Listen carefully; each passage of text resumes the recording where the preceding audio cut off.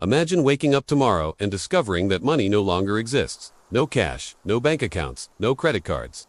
How would you buy food? How would you pay your rent? How would society even function? Money feels so natural to us today that we rarely stop to ask a simple question: where did it even come from? The history of money isn't just about coins and paper. It's a story about human trust, power, trade, survival, and technology. From ancient barter systems to digital currencies like Bitcoin, money has constantly evolved right alongside civilization itself. Today, we're going on a journey through thousands of years of history to uncover how money was born, how it changed the world, and where it might be heading next. Before money existed, people survived through barter. Barter simply means trading goods or services directly. Think about it: a farmer trades grain for meat, a hunter trades animal skins for tools, a potter exchanges pots for food. In the beginning, this system worked well enough for small, tight-knit communities. But it had some serious problems. The biggest issue was something economists call the double coincidence of wants. This means that for a trade to happen, both people had to want exactly what the other was offering, at the exact same time. What if you had wheat but needed shoes, and the shoemaker didn't want any wheat? You were out of luck. Barter also made it incredibly difficult to measure value consistently. How many apples is one chicken worth, and how many chickens is one cow worth? It also made it hard to save wealth, transport goods for trade, or deal with distant communities. As societies grew larger and more complex, the barter system just couldn't keep up. Humanity needed something better. The next step in this evolution was commodity money. Instead of trying to trade everything directly, societies started using specific, valuable objects as a medium of exchange. Different cultures used different things depending on what was available and considered valuable. Cattle were used in ancient Africa. Salt was so valuable in Roman times that it was used for payment. Beautiful cowrie shells were used across Asia and Africa. In China, they used compressed tea bricks, and in early colonial America, tobacco was a common form of currency. These items had value because they were either useful in their own right, relatively scarce, and widely accepted by the community. In fact, the word salary comes from the Latin word salarium, which refers to the payment Roman soldiers received in salt. But commodity money had its own set of problems. Goods could spoil. You can't save a fish for 10 years. They were often hard to divide. You can't exactly pay with half a cow. And some were just plain heavy or inconvenient to carry around. This pushed societies toward a more durable, portable, and standardized solution. Around 600 BCE, something truly revolutionary happened in the ancient kingdom of Lydia, which is in modern-day Turkey. The world's first metal coins were created.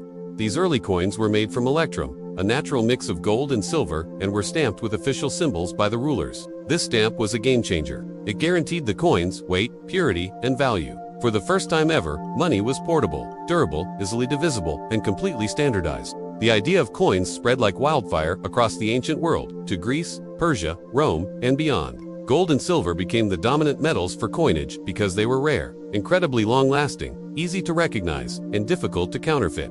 Money was no longer just a simple tool for trade. It became a powerful symbol of authority and influence. Kings and emperors stamped their own faces on coins to spread their image and solidify their power across vast empires. But even with coins, a problem remained. Carrying around large amounts of metal was still heavy and risky. Imagine being a wealthy merchant trying to transport a fortune in gold and silver. You'd be a prime target for robbers. So once again, humanity innovated.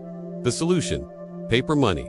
Paper money was first used in China during the Tang and Song dynasties, somewhere between the 7th and 11th centuries. Instead of carrying heavy bags of coins, merchants could deposit their metal money with a trusted authority and receive a paper note in exchange. These notes were essentially IOUs, representing a promise that the holder could exchange them for their real value in coins at any time. Paper money only worked because of one crucial ingredient: trust. Trust in the government or the issuing authority. Trust in the system, and a collective belief that a simple piece of paper actually had value. At first, Europe was very skeptical of this idea, but eventually, its convenience won out, and paper money spread worldwide. However, paper money also introduced a dangerous new temptation for governments: the power to simply print more of it. When governments printed excessive money to pay for wars or debts, it led to inflation, making everyone's money worth less and less.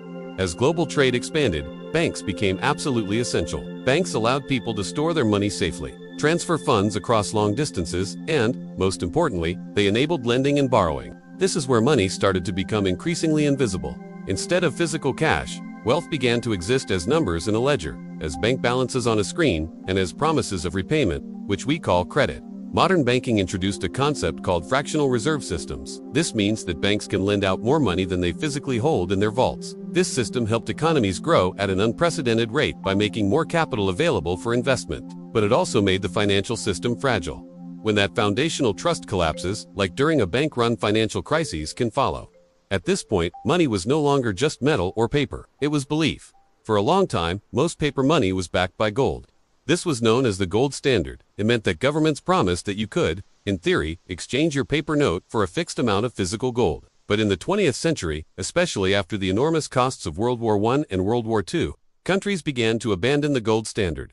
The final nail in the coffin came in 1971, when the United States officially ended the direct convertibility of the US dollar to gold. From that point on, most of the world's currencies became what we call fiat money. Fiat money has value simply because the government says it does, and we all agree to accept it. It works because people trust the stability of the government.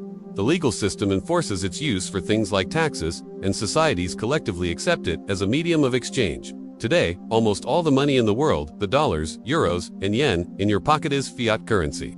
Now, we live in a world where the vast majority of money doesn't physically exist at all. It's digital. It's the numbers that fly between banks when you use your credit card, pay a bill online, or use a mobile payment app. This transition has been happening for decades, making transactions faster and more convenient than ever before.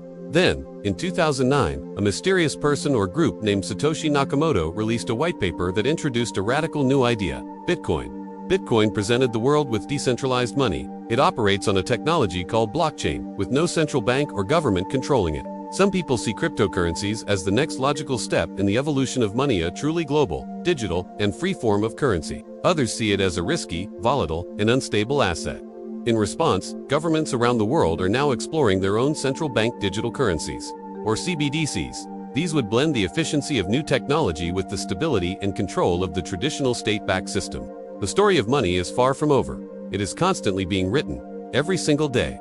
But if we look back, from the barter of ancient times to the blockchain of tomorrow, the history of money has always been about one thing: trust. Trust in goods, trust in rulers, trust in paper, and now, trust in code. Money isn't just currency, it's a mirror reflecting human civilization itself. And as long as humans continue to change and evolve, you can be sure that money will evolve right along with us. Thanks for watching. If you found this journey through history interesting, don't forget to like this video and subscribe for more stories about how our world works. See you next time.